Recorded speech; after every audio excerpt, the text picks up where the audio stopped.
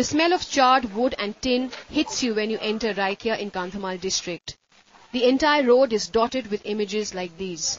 Inside villages, the shock has now given way to grief and a sense of loss that cannot be overcome. This is all that I have left of my house. It took us 4 years to build this.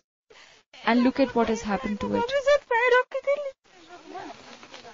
For 4 days, Malti and her family hid in the forests, like hundreds of others who fled for cover while their homes burnt, surviving just on prayers.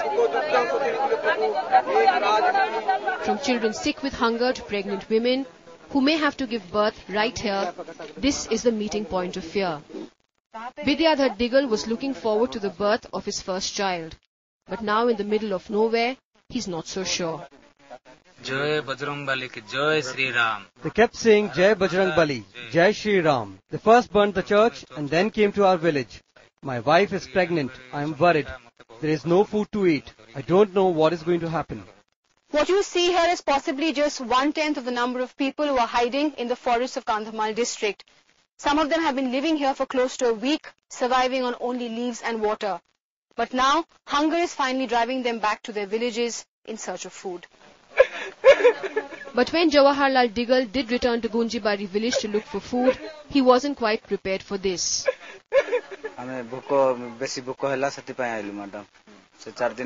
I came back to the village from the jungle because I need food. And now I see what they have done to my house. It breaks my heart to see this. Those brave enough to leave the forests come to these overcrowded makeshift relief camps, cramped with thousands of Dalit Christians, jostling for food, medicines and clothes. All the people here have lost their homes, some of them their families. But more than anger is this sense of disbelief that refuses to leave them. Injured, homeless and stunned, they are learning how deep the roots of religious enmity lie. Young children like Kishan Digal have already imprinted in their minds that Hindus are the enemy. बहुत डर लगता है मेरे को बहुत गाली देता वो तुम हिंदू हो गए कि क्रिश्चियन होगा तुम हिंदू हो जाओ बोलते हैं हम. Barely 12 kilometers away, these men aren't ashamed of Kishan's damning words. They see nothing wrong in Christian-populated villages being destroyed, churches burned and lives being lost. At Katinga village, home to just Hindu Kant families, men like Santosh Pradhan speak from the gut. When they killed Swamiji and hacked him into pieces, our blood boiled over and we couldn't keep quiet anymore. All this devastation is happening because of what the missionaries have been doing. How long could we keep quiet? Now we have risen and we will destroy them all. We saw this Christian village being set on fire in Kandhamal, just 15 kilometers from the Chakapada ashram set up by Lakshmananda Saraswati.